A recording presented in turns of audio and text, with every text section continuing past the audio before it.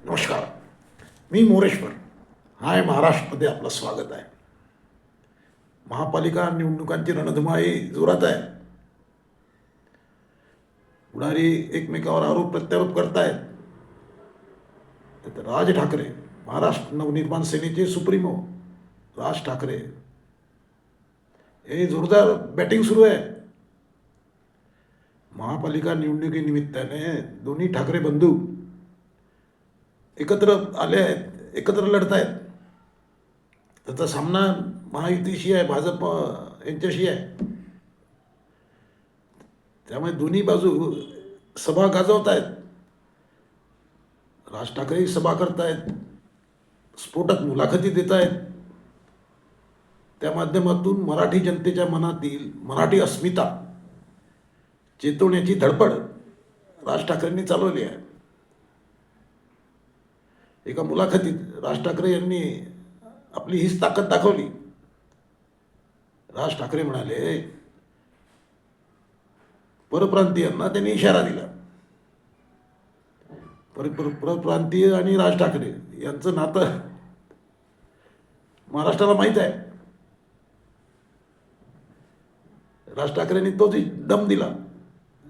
राज्याबाहेरून येणाऱ्यांना सज्जड दम दे म्हणून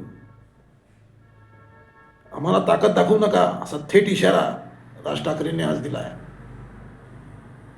एका वृत्तवाहिनीच्या मुलाखतीत राज ठाकरे बोलत होते. राज ठाकरेंनी राज्याबाहेरून येणाऱ्यांना सज्जड दम दिला आहे.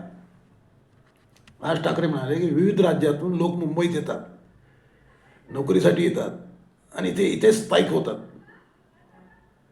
कालांतराने तेच इथल्या स्थानिकांवर अरेरावी करतात.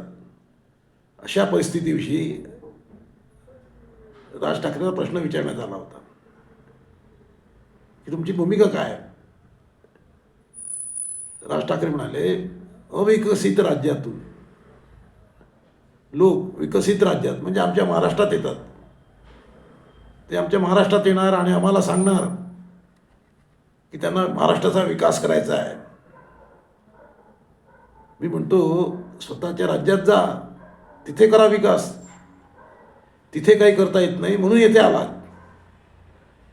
4 पैसे मिळाल्यावर छाती ताट करून दाखवतात आम्हाला. या राज्याचे तुमच्यावर उपकार आहेत. अशा शब्दात राज ठाकरेंनी परप्रांतीयांना सुनावलं आहे. राज ठाकरे म्हणतात की 2008 उत्तर प्रदेश दिन साजरा केला.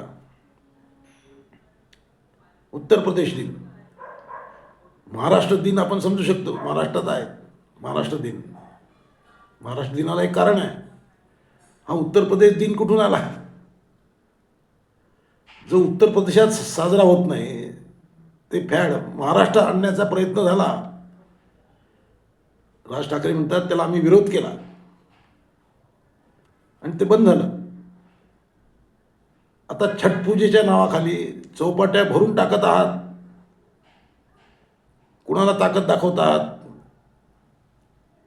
मी हा मुद्दा उपस्थित केला होता छटपूजेचा, त्यानंतर ते बंद झालं होतं. आता पुन्हा 3-4 वर्षापूर्वी भाजपने सुरू केला आहे. म्हणजे अलीकडे छटपूजा फार दणक्यामध्ये साजरी होते. त्यात भाजप आणि हे लोक रस घेतात. उत्तर भारतीय ही भाजपची मोठी व्होट बँक आहे.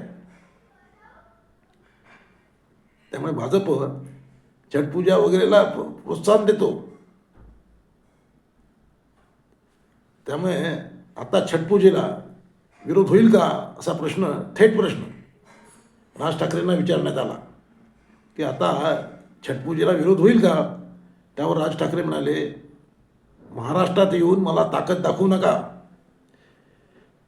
म्हणजे राज ठाकरेंनी एक प्रकारे परप्रांतीयांना इशारा दिला आहे की महाराष्ट्रात येऊन मला ताकद दाखवू नका.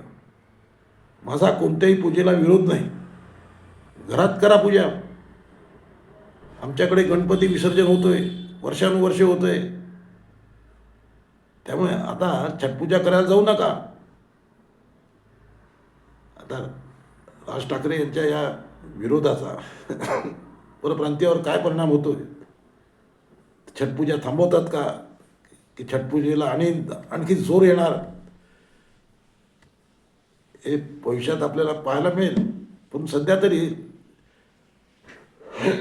राज ठाकरेंनी छटपूजा घरात करा, आम्हाला ताकद दाखवू नका असा इशारा देऊन एक नवीन विषयाला तोंड फोडलं आहे. आता उत्तर भारतीय याला कशी रिॲक्ट होतात, काय प्रतिक्रिया होते त्यांची, त्याकडे लक्ष राहील. पण एकूणच राज ठाकरेंनी वातावरण तापवलं आहे. तुम्हाला काय वाटते, उत्तर भारतीयांनी इकडे छटपूजा जोरदार करावी का? कॉमेंट करा. नमस्कार.